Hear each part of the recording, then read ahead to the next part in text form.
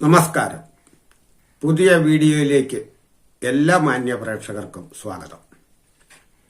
ഇന്നലെ നമ്മുടെ കേരളത്തിലെ ഇലക്ഷൻ കഴിഞ്ഞിരിക്കുകയാണല്ലോ. ഇലക്ഷൻ കഴിഞ്ഞുവെങ്കിലും ഓരോ പാർട്ടിയുടെയും നേതാക്കൾ സംഘം ചേർന്ന് അവർ കൂട്ടിയും കിഴിച്ചും ഹരിച്ചും നോക്കുകയാണ്. നമ്മൾ ജയിക്കുമോ ജയിക്കുമോ ജയിക്കുമോ? ഇങ്ങനെ പരിശോധിച്ച് നോക്കിയിട്ട് എല്ലാ രാഷ്ട്രീയക്കാർക്കും കിട്ടുന്ന ഉത്തരം ഒന്ന് തന്നെയാണ്. കോൺഗ്രസുകാർക്ക് 100 സീറ്റ്, കമ്മ്യൂണിസ്റ്റുകാർക്ക് 100 സീറ്റ്, 35 സീറ്റ് BJP അഥവാ NDAക്ക്. അപ്പോൾ 100-100-ഉം 200-35 235 സീറ്റാണ് യഥാർത്ഥത്തിൽ അവരുടെ കണക്കിൽ ഇവിടെയുള്ളത്. ഇലക്ഷന്റെ പ്രചാരണം എന്ന് പറയുന്നത് പരസ്പരം കരിവാരിത്തേച്ച് ഉള്ള പ്രചാരണമാണ്. ഞങ്ങളെപ്പോഴും നല്ലവർ, നിങ്ങളെപ്പോഴും മോശം. ഓരോ രാഷ്ട്രീയ പാർട്ടിയുടെയും കാഴ്ചപ്പാട് അതാണ്. എന്നാൽ ഇപ്പോഴും ഓരോരുത്തരും നെഞ്ചടിച്ചുകൊണ്ടിരിക്കുകയാണ്.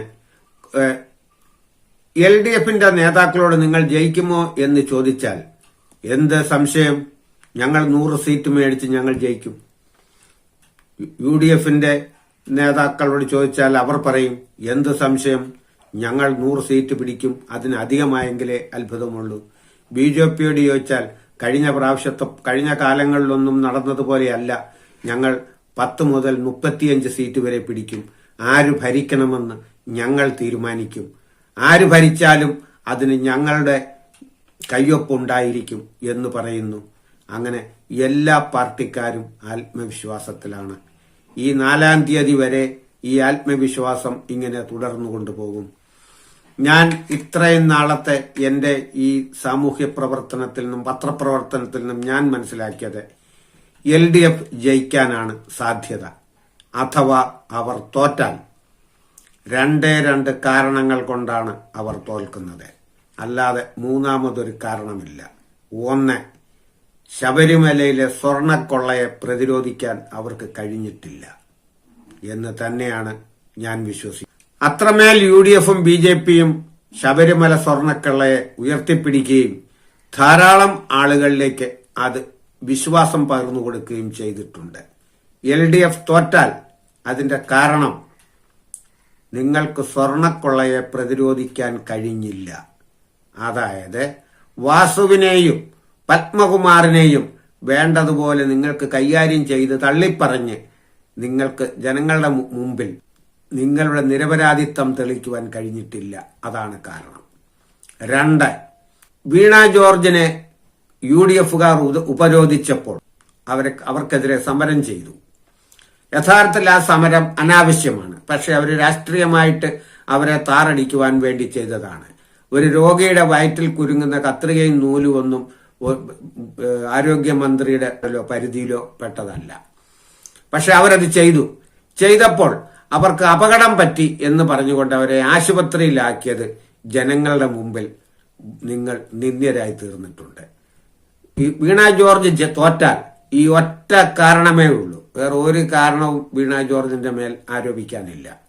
LDF തോറ്റാൽ ഈ സ്വർണക്കൊള്ളയെ നിങ്ങൾക്ക് പ്രതിരോധിക്കാൻ കഴിഞ്ഞില്ല എന്നുള്ളതാണ് അതിനർത്ഥം. നിങ്ങളിൽ ആര് ജയിക്കും ആര് തോക്കും എന്നൊന്നും എനിക്ക് അറിഞ്ഞുകൂടാ. പക്ഷെ ഞാനിത് മുൻകൂട്ടി പറഞ്ഞതേ ഉള്ളൂ. തോറ്റാൽ സംഭവം ഞാൻ ഈ പറഞ്ഞതിനപ്പുറത്ത് ഒരിക്കലും വരികയില്ല. LDFനെ എന്ന് നെഞ്ചോട് ചേർത്ത് നിർത്തിയിട്ടുള്ളതാകുന്നു. അത് അങ്ങനെ മറിച്ചായാൽ അതിന്റെ കാരണം ഞാൻ ഈ പറഞ്ഞത് തന്നെയാണ്. എന്റെ ഈ കാഴ്ചപ്പാട് ശരിയാണോ അല്ലയോ എന്ന് നമുക്ക് 4-ാം തീയതി തന്നെ അറിയാം. ഇപ്പോഴും ഞാൻ വിശ്വസിക്കുന്നത് LDF ജയിക്കുമെന്ന് തന്നെയാണ്. ഞാൻ 3 വർഷം മുമ്പ് ഒരു വീഡിയോയിൽ പറഞ്ഞിരുന്നു LDF 72 സീറ്റെങ്കിലും വാങ്ങുമെന്ന്. 3 വർഷം മുൻപ് പറഞ്ഞതാണ്. അതിനുശേഷം എന്തെല്ലാം സംഭവങ്ങൾ ഉണ്ടായി, എത്രയോ രാഷ്ട്രീയ തിരിമറികൾ ഉണ്ടായി, എന്തെല്ലാം ഉണ്ടായി. എന്നാലും ഇപ്പോഴും ഞാൻ പറയുന്നു, ഈ സ്വർണക്കൊള്ളയെ പ്രതിരോധിച്ചിട്ടുണ്ടെങ്കിൽ LDF ജയിക്കും.